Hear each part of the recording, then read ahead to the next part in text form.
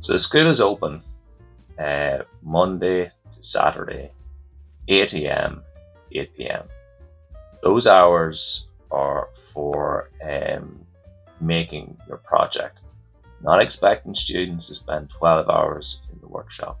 Some students like to arrive early and leave early.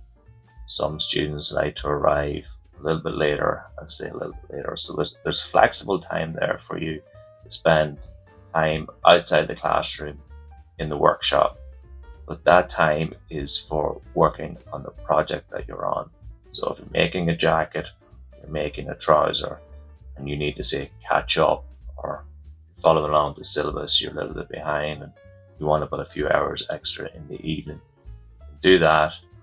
You want to come in on a Saturday and practice buttonholes, you can do that either. But it's limited to the course that you're taking.